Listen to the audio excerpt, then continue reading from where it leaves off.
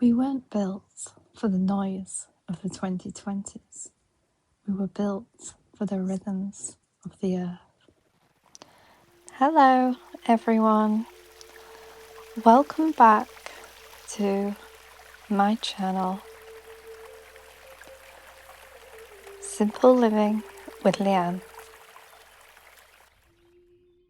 There's a Buddhist proverb that says, "Do not seek to follow in the footsteps of the men of old.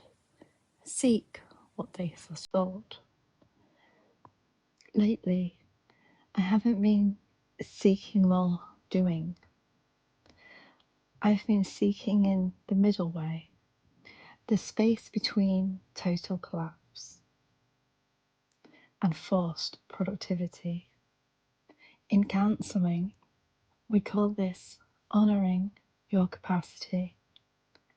It's okay to acknowledge that your battery isn't just low, the charger itself is broken. Matthew 11 says, "Come to me, all who labour and are heavy laden, and I will give you rest." I used to think rest was a reward for finishing my to-do list, but philosophy teaches us that rest is actually the foundation of the work. You cannot pour from a cup that is bone dry. This coffee, this light, as I look, they aren't distractions at my planner. They are small altars. I'm practicing to the present moment what therapists call radical acceptance. I'm accepting that I can't do it all today. This isn't a hustle reset. It's a soul reset. I'm not scheduling tasks. I'm scheduling boundaries.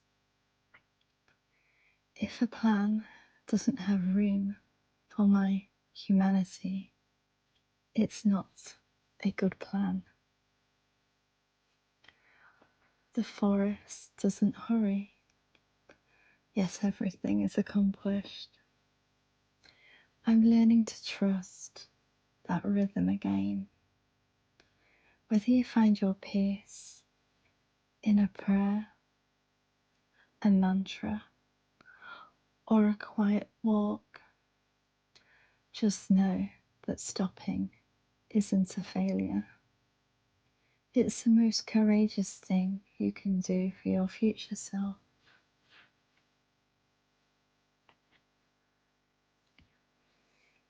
In modern psychology, we talk about decision fatigue, the point where the brain simply stops processing.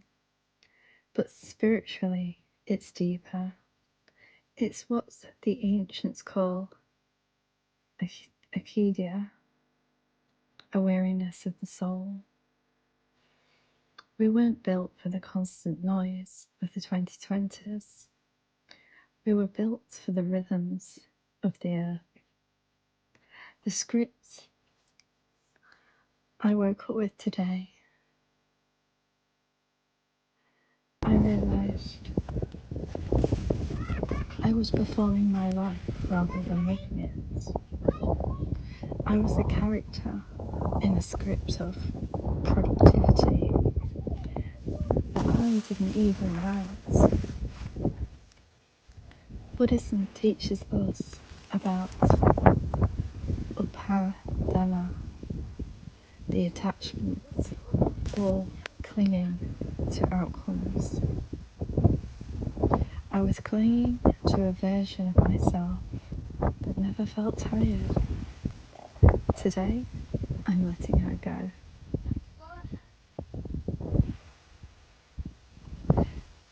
In lighting a candle, it's not just for aesthetic reasons. Brother Lawrence spoke about practicing the presence in the most mundane tasks, like washing dishes or making a cup of coffee. It reminds us that the cup of tea in your own two hands is the body of the cosmos. When we slow down, the ordinary becomes sacred. There is a profound healing in the sensory, the warmth of a mug, the scent of candle wax. In counselling, we can call this grounding. It's the act of pulling your spirits back from the digital future and the regretful past and placing it firmly in the now. Matthew 6 tells us not to be anxious about tomorrow, for tomorrow will be anxious for itself. Today has enough trouble and enough beauty of its own. People see a digital planner and think efficiency. I see it as architecture. I am building a house for my time. If I don't build it, others will occupy it. In the Eightfold Path, right mindfulness is about being fully aware of our intentions. Am I adding this task because it matters or because I'm afraid of being lazy? As I move past these digital stickers and right lines, I'm practicing radical acceptance.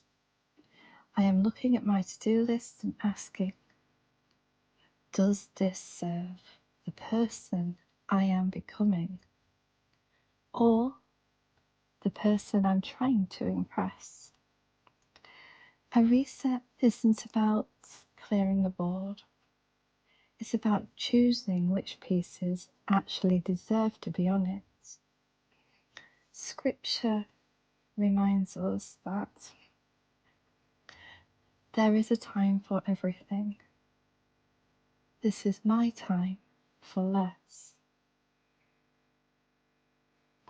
If you look at the deers in the field, they don't have a 5-year plan. They don't feel guilty for resting in the shade. Psalm 46:10 says, "Be still and know." It doesn't say, "Be busy and figure it out." It says, "Be still." The stillness is where the knowing happens. The grass, it moves in the wind. It's flexible, yet rooted. That is the goal of the reset, to be rooted.